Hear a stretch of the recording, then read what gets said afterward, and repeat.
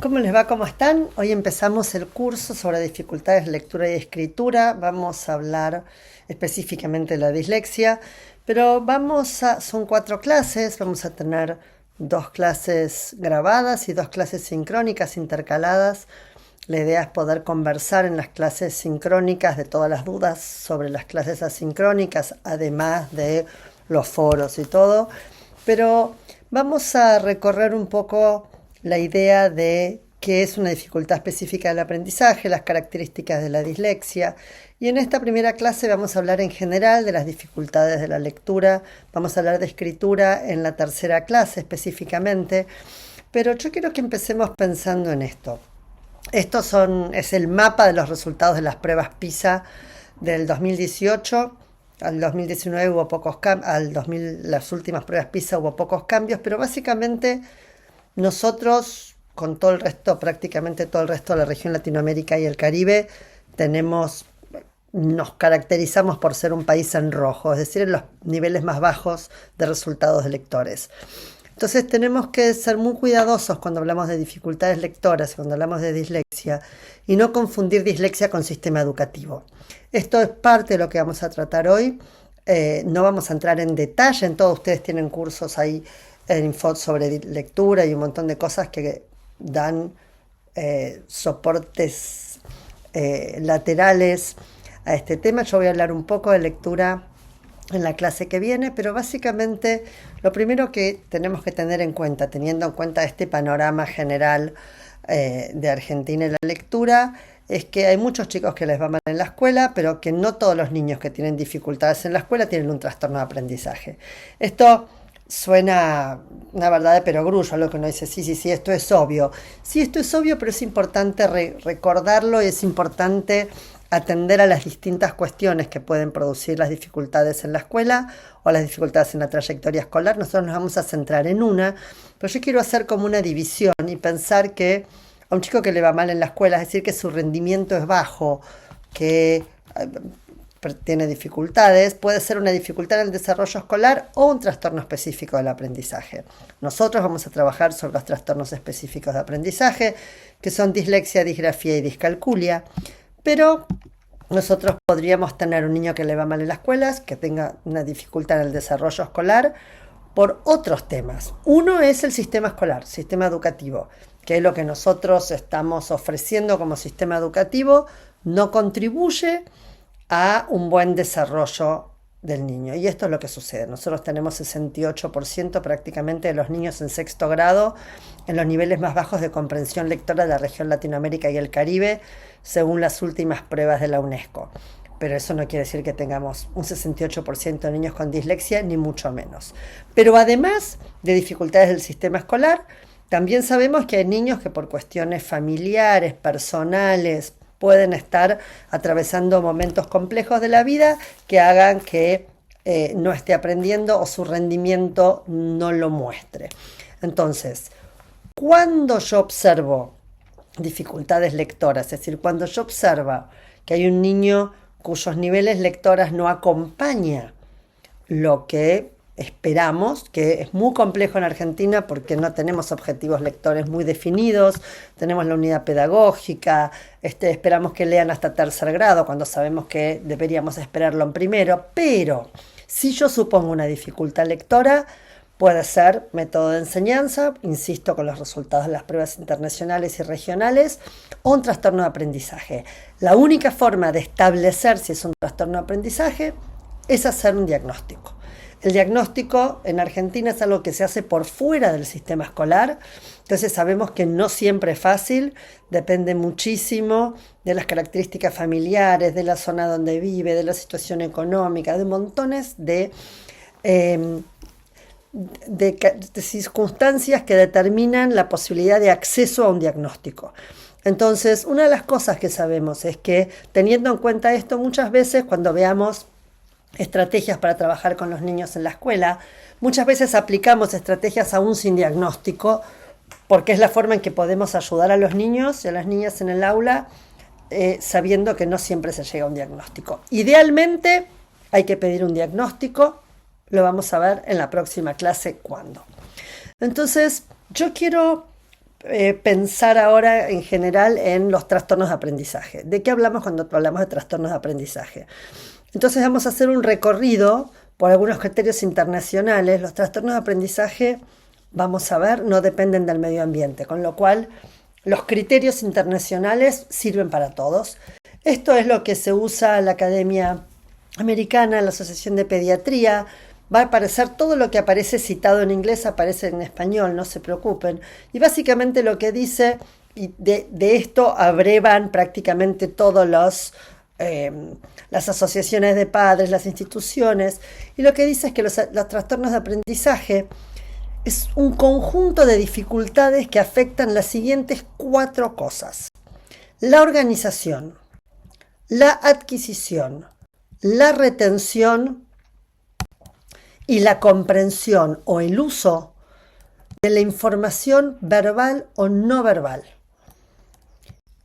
Y básicamente que estos trastornos son de origen genético o neurobiológico, y esto es fundamental.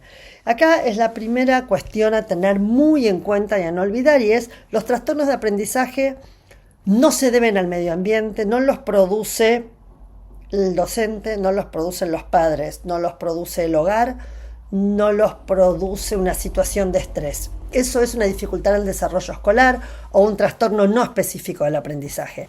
Los trastornos, cuando hablamos de dificultades específicas de aprendizaje, DEA o trastorno específico de aprendizaje, se usan las dos indistintamente. Lo que hablamos es de las dificultades con los procesos para el aprendizaje de origen neurobiológico, es decir, los niños nacen con ciertas características que afectan, nosotros vamos a ver eso en detalle la próxima vez, que afectan los procesos que nos permiten aprender cosas. Y básicamente, y acá viene otro tema fundamental, no dependen de la motivación. La motivación es secundaria.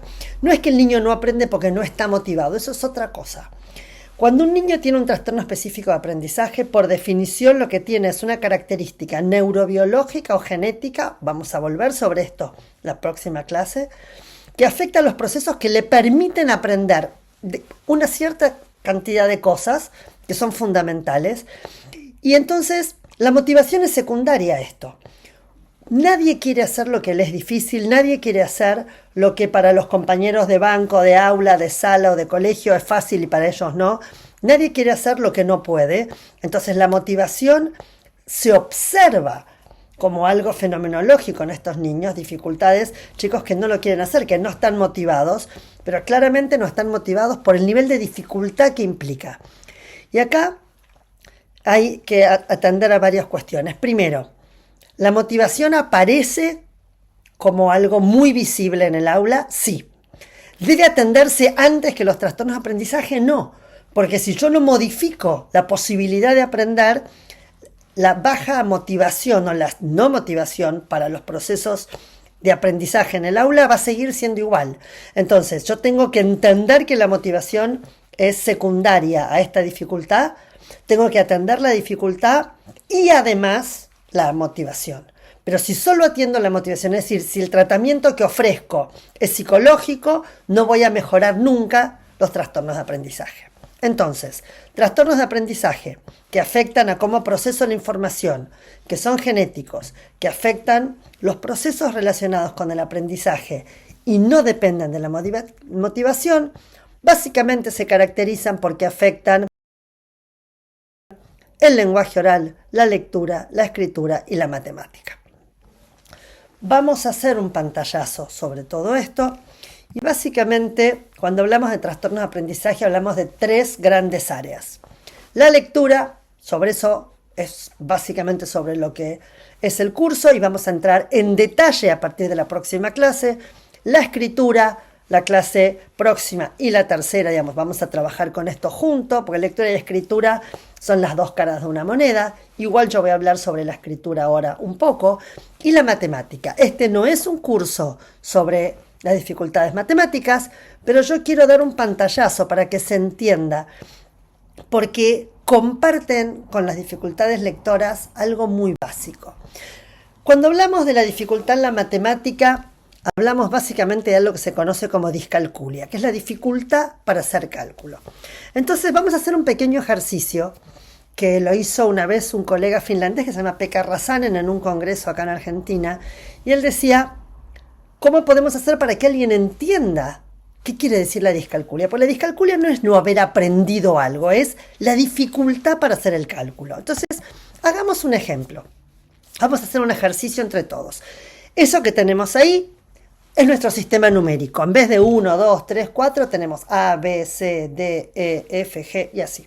Contamos con eso, es decir, A, B, C, D, E. Si yo te digo cuál viene después de B, es C. ¿Ok? Entonces vamos a hacer unas cuentas. Este es nuestro sistema numérico, olvídense de los números y hagamos el siguiente ejercicio. ¿Cuánto es A más A? A más A es igual a B, exacto. ¿Cuánto es B más C? B más C es igual a E. Muy bien. ¿Cuánto es B por B? Cambiamos de cálculo. Dejamos las sumas, pasamos al producto, la multiplicación. B por B es igual a D. Muy bien. Ahora quiero que hagan esto. Q por H. Y de golpe, algo que veníamos haciendo y que resulta simple no es más simple. Y no podemos hacer ese cálculo, a pesar de que tenemos los números ahí adelante, que son nuestras letras, pero es muy difícil. Esta es un poco la forma más aproximada a entender lo que significa no poder hacer un cálculo. Entonces, la discalculia, esta es la definición de Butterworth, que es uno de los expertos mundiales en cálculo y discalculia, es un investigador inglés, y él dice que la discalculia se origina por la carencia, es decir, la falta del concepto básico de magnitud que nos permite adquirir las habilidades matemáticas. Y la magnitud tiene que ver, entre otras cosas, con esto, entender dónde hay más puntos amarillos o dónde hay más puntos azules. Es decir, el sentido numérico, la cantidad. Yo no soy experta en cálculo ni en discalculia, esto no es una clase sobre discalculia, pero es simplemente para dejar más o menos encapsulado de qué hablamos cuando hablamos de trastorno específico del aprendizaje del cálculo. Es entender estas relaciones, 4 es 4, entender que si yo digo 7 es un número de 7 cosas y no de 8, que el 7 representa esa cantidad de 7, que 7 es más que 3 pero menos que 10, todo este tipo de cosas. Y las habilidades, ustedes piensan, ustedes dicen, bueno, sí, pero esto solo lo uso cuando tengo que hacer un cálculo. Bueno, no, piensen que cuando uno se despierta a la mañana y agarra el celular, lo primero que tiene son números, que cuando queremos ir a la casa de alguien, vamos a la calle, a un número en una calle, tenemos que ver que es 3223 y no 2332 o como fuera. Si vamos a hacer una compra y hay descuentos del 5, del 10, del 15%, entender cuál me conviene más, por ejemplo. ¿Cuánto cuesta un producto? ¿En qué casillero, que están numerados, dejé mis cosas?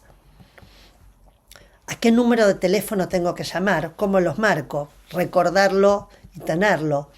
Juegos simples, hacer cálculos, que es lo primero que uno piensa, cálculos más complejos y también cálculos geométricos. Digamos, nosotros usamos los números y las habilidades que tienen que ver con los números todo el tiempo en nuestra vida. La discalculia afecta cuestiones muy cotidianas más allá del cálculo. Pero esta idea de representar y manipular las cantidades de modo mental es algo que tenemos desde el nacimiento y que algunos animales comparten. Algunos animales tienen la capacidad de entender dónde hay más, por ejemplo.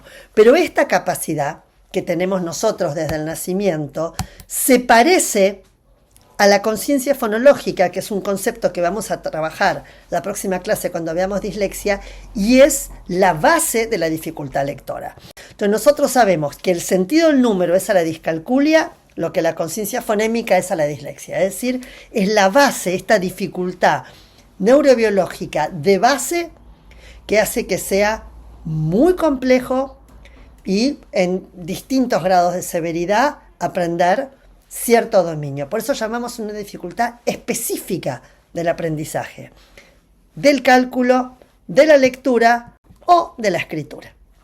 Y entonces yo voy a hablar un ratito ahora de la dificultad en la escritura, que lo vamos a retomar Luego, en las clases 3 y 4, cuando veamos algunas cuestiones más de escritura y estrategias para el aula. Entonces, cuando hablamos de la dificultad en la escritura, acá hay que ser bastante claro, porque muchas veces se dice que tiene que ver con la gramática, por ejemplo. Pero la gramática no es la escritura, sino cómo plasmo mis pensamientos, lo que quiero decir en la organización sintáctica, en la oración. Y eso tiene que ver con el lenguaje. Cuando hablamos de escritura, hablamos básicamente de estos tres factores: de la velocidad para la escritura, la automatización del trazo y la legibilidad. Miren esto. Eso es ilegible. Eso es un ejemplo brutal de una disgrafía. La disgrafía es la dificultad con el trazo de la letra. Entonces, el trazo de la letra está asociado a una dificultad motora, pero además no tenemos que olvidar que la escuela argentina, los últimos 30 años, dejó de enseñar caligrafía. Entonces, no quiere decir que si yo enseño caligrafía hay niños que no van a tener disgrafía. No, hay niños que lo van a tener igual, porque la dificultad motora para el trazo existe igual, pero si yo enseño el trazo, minimizo la posibilidad de dificultad. La realidad es que los seres humanos no nacemos ni para el lenguaje escrito ni para leer el lenguaje. Es decir, la lectura es un proceso que tenemos que aprender y a escribir necesitamos aprender la letra, cualquiera sea el trazo de la letra. Mayúscula, minúscula, cursiva, lo que sea. Entonces, el problema es que si tengo niños con esta dificultad, como trastorno específico se discute, porque si yo le doy una computadora, un teclado, una laptop, un iPad, lo que fuera, y tiene que teclear, se termina la dificultad con el trazo de la letra. Pero también es cierto que yo tengo que enseñar a los niños, cuando empiezan su alfabetización, el trazo de la letra. Entonces, la dificultad con la automatización, la legibilidad y la velocidad del trazo existe. Hay niños que lo tienen muy marcado y otros menos, pero en todo se minimiza si yo enseño de modo explícito, sistemático y con práctica el trazo de la letra, es decir, caligrafía. La caligrafía es un proceso que tiene que enseñarse junto con la lectura. Presento la letra en la lectura y en la escritura y la practico. Pero uno de los 3 dominios de las dificultades específicas de aprendizaje es la escritura. La dificultad específica con la escritura se llama disgrafía. También es cierto que los niños que tienen dislexia pueden tener dificultades con la ortografía, y eso se lo llama disortografía. Ahora, eso es un poco más complejo, lo vamos a tomar dentro de dislexia, pero la dificultad con la escritura técnicamente es la disgrafía, velocidad, legibilidad, automaticidad. Para esto, en niños más grandes usamos la laptop. Vamos a volver sobre recursos en clases 3 y 4. Y además, pero sobre todo tengo que tener en cuenta que tengo que enseñar la letra, que aprender el trazo es algo que lleva tiempo y práctica. Dicho y esto, nos vamos a quedar con la lectura. La lectura es el foco de este curso. Nosotros le vamos a dedicar de acá hasta que terminamos a lectura, con algunas cuestiones de escritura, por supuesto, porque como dije antes son las dos partes de una moneda. Pero cuando hablamos de la dificultad lectora, hablamos de la precisión con la que le voy a decir leer lectura ahí y no lectora o lector o vectura o lo que fuera, con una velocidad necesaria para poder comprender lo que leo. Vamos a volver sobre esto, y básicamente con comprensión. La lectura es un proceso que implica la comprensión. Uno no lee solamente para decodificar. Nosotros podríamos leer finlandés, pero no vamos a comprender nada porque necesitamos la lengua también, conocer el idioma. Entonces, cuando hablamos de lectura, hablamos de la posibilidad de leer lo que dice exactamente, es decir, con precisión, a una velocidad que me permita la comprensión y que me permita leer de modo fluido. Vamos a volver sobre esto, pero hablando en general sobre dificultades de aprendizaje, sabemos que los trastornos de aprendizaje afectan más o menos entre un 7 y un 15% a la población. El porcentaje es muy alto, es mucho más alto que otros trastornos del neurodesarrollo que tienen mucha más propaganda en el sentido de que se habla mucho más de ellos, sí, pero es muy alta la población y tenemos que entender que podemos usar, no tenemos estadísticas argentinas, pero podemos usar estadísticas internacionales porque, como decíamos hace un ratito, son trastornos de origen neurobiológico. Y si son neurobiológicos, medirlo en cualquier parte del mundo da lo mismo, es decir, yo voy a mostrar estudios, hay estudios en muchísimos países del mundo y más o menos ese es el porcentaje. ¿De qué depende? Bueno, depende de que la lectura es el trastorno más frecuente de los trastornos de aprendizaje y hay lenguas como el inglés que son mucho más difíciles de aprender a leer que el castellano. El castellano es una lengua que se llama transparente, es decir, que básicamente yo lo que veo lo digo, ahí dice población y hay para la letra P hay un solo sonido que es P, para la O hay un solo sonido que es O. En cambio inglés tiene 5 vocales escritas, pero un montón de posibilidades, digamos, de fonemas que representan, es decir, de sonidos. El español no, con lo cual es mucho más fácil de aprender a leer, entonces baja un poco el porcentaje de las dificultades lectoras. Lo que quiero ahora es que pensemos que de ese total, de todos los niños que tienen dificultades de aprendizaje, el 80% de las dificultades de aprendizaje se basan en el lenguaje. El lenguaje es algo que nos caracteriza como especie. Los seres humanos hablamos y caminamos, es algo y somos seres sociales, es algo que nos caracteriza. Y las dificultades en el lenguaje, lo que se llaman los trastornos del lenguaje, impactan en todos los dominios observables. Esto no es un curso sobre trastornos del lenguaje, pero yo muy brevemente voy a hablar ahora para entender de qué hablamos, porque los trastornos del lenguaje impactan en las relaciones sociales. Los chicos con trastornos del lenguaje les cuesta más tener amigos porque por ahí no entienden lo que está pasando o no pueden decir exactamente lo que quieren. Impactan en el aprendizaje, de eso se trata este curso. Impactan en el juego, por lo mismo que las relaciones sociales. Impactan en el desarrollo laboral. Hay estudios que muestran cómo los jóvenes con trastornos del desarrollo del lenguaje tienen más dificultades de inserción social que los que no tienen trastornos del desarrollo del lenguaje.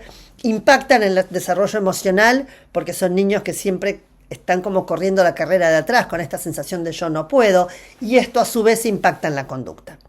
Entonces, nosotros sabemos que la relación de cómo habla un niño entre los 4 y los 6 años nos dice mucho de cómo va a ser su desarrollo escolar, sobre todo su desarrollo lector.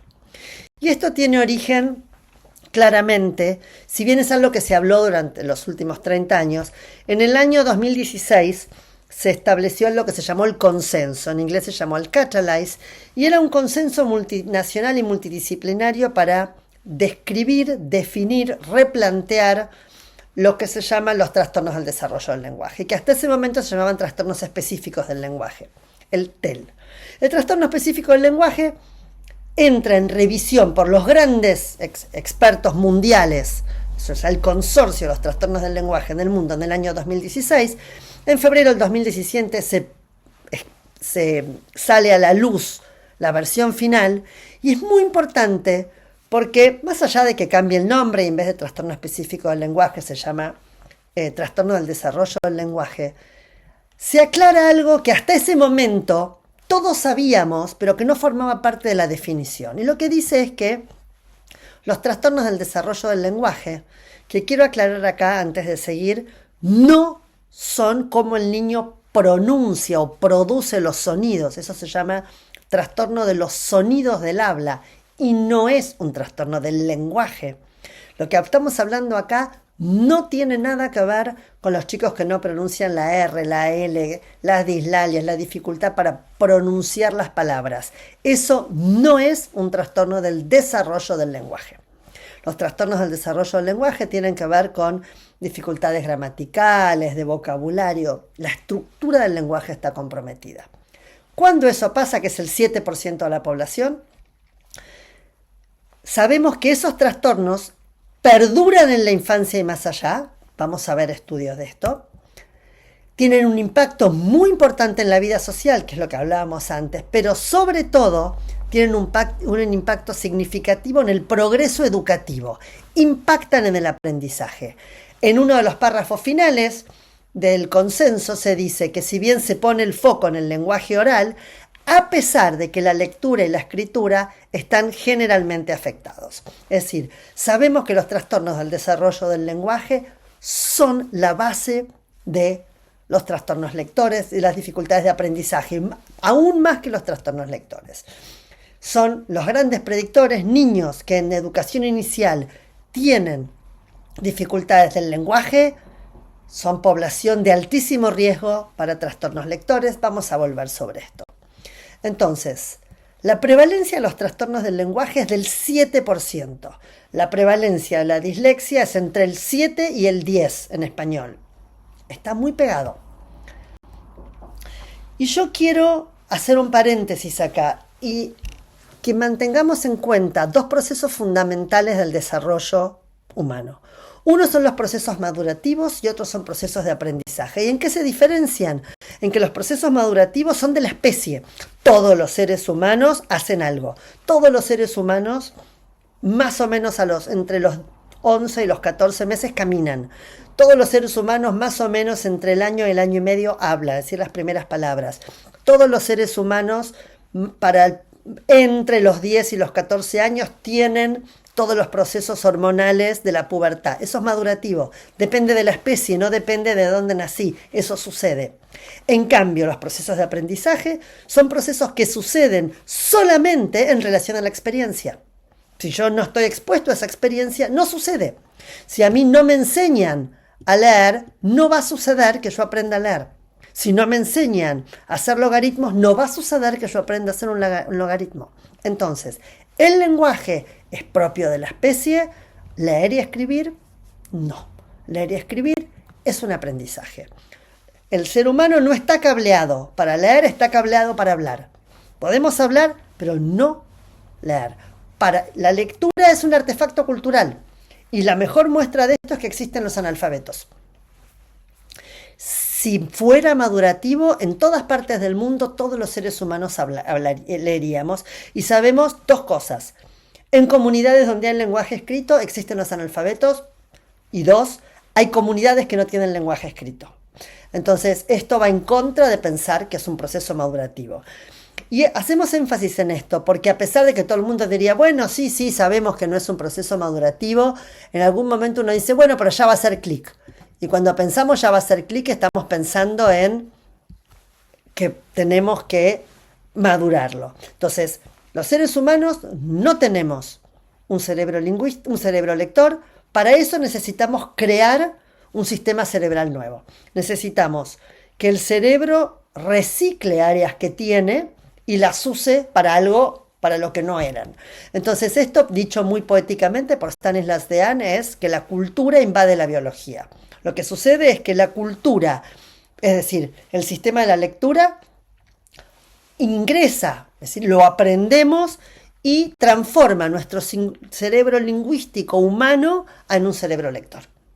Y reciclamos áreas que estaban biológicamente preparadas para otros dominios, que es lo que Daniel Willingham dice, toda la maquinaria que permite la lectura es prestada. Daniel Willingham es un investigador muy importante en aprendizaje, sobre todo en alfabetización, y él tiene esta frase que me parece maravillosa para mostrar cómo el ser humano utiliza dos áreas que tenemos de base biológica, que es las áreas de la visión y las áreas del lenguaje, para la lectura. Yo miro la letra y digo la letra. Y entonces, en ese proceso, aparece esta área que está acá, en circulito rojo y marcada en rojo. Esa área no la tienen los analfabetos, no la tenemos al momento de nacer, no la tiene un niño que todavía, a los 3 años, que todavía no lee y escribe. Ese área es lo que se llama la caja de las letras o el buzón de las letras, y solo sucede una vez que aprendimos a leer. Esa área es un sector que une la visión con el lenguaje en un proceso llamado de reciclaje neuronal. Este reciclaje neuronal es lo que me permite usar, insisto, áreas del lenguaje y de la visión para hacer algo distinto. Esto es solo posible gracias a la plasticidad neuronal. La plasticidad neuronal es algo propio del cerebro humano, nos permite el aprendizaje, básicamente. Y entonces, en una frase muy famosa, Stanislas Dehaene en Aprender a leer dice: la adquisición de la lectura es una actividad artificial y difícil, mientras que el lenguaje hablado llega espontáneamente a los niños. Y esto es así. Todos los seres humanos hablamos, pero nos tienen que enseñar a leer. Por eso, en un artículo muy conocido por los expertos en lenguaje y lectura, aparece este gráfico que dice que el lenguaje y la lectura tienen una relación bidireccional muy cercana. Esto es de un trabajo de Snowling y Hulme, donde dicen básicamente que la alfabetización es parásito del lenguaje. ¿Qué quiere decir esto? Quiere decir que yo necesito el lenguaje para alfabetizarme, porque lo que hago cuando leo es leer lenguaje impreso. Yo podría hablar del lenguaje oral y lenguaje impreso, pero el lenguaje oral es el lenguaje básico de la especie y sobre esto nos alfabetizamos. Y lo que leemos es nuestro lenguaje. Entonces, si para el lenguaje hay una relación tan única con la lectura, para las dificultades de la lectura, es decir, para la dislexia, también hay una relación muy única con el lenguaje, que lo vamos a ver en este gráfico que muestra el riesgo de dislexia en relación al lenguaje. Yo tengo niños que desarrollan el lenguaje normal, al año empiezan a hablar, a los 2 años con oraciones, el riesgo es muy menor. Si el niño empieza a hablar después de los 3 años y aún para los 4 recién empieza a tener una estructura del lenguaje más armada, el riesgo se duplica o mucho más. Si además tiene un diagnóstico de trastorno del desarrollo del lenguaje y si además tiene dificultades fonológicas, que insisto, no es como pronuncia, eso es fonética. Fonológico es como el mapa de los sonidos en la mente. Lo vamos a ver la próxima clase. Si tiene dificultades fonológicas, esto es un diagnóstico de un especialista en lenguaje, no es de la educación. Y además, si hay antecedentes familiares, acuérdense que yo dije que la dislexia era neurobiológica o genética, y todo lo genético se puede heredar. Si sucede todo esto, cada vez suben los riesgos. Pero yo quiero que miremos que los primeros 3 son lenguaje. Disculpen. Los primeros 3 son lenguajes. Y esos 3 es lo que me permite todas las áreas del lenguaje para conformar el área de las letras. Entonces, este proceso que para el 93% de los aprendices de alfabetización es simple, algunas veces no es tan simple. Algunas veces no es tan simple y algunas veces, y esto es lo que está estudiado enormemente sobre esto, no hay dudas. Algunas veces esto no es tan simple, algunas veces la caja de las letras es más difícil de conformar, de organizar, esos sectores no se conforman bien, lo vamos a ver, y esto da como resultado la dislexia. Nosotros vamos a dejar acá este curso, esta clase, vamos a retomar la próxima es sincrónica y vamos a hablar ahí de dislexia. Les pido por favor que además tomen nota de todas las dudas, consultas respecto de esta clase, porque vamos a dar un espacio al comienzo de la clase sincrónica para discutir o contestar cualquier pregunta que tengamos al respecto. Así que muchísimas gracias, nos vemos en la clase sincrónica. Hasta luego.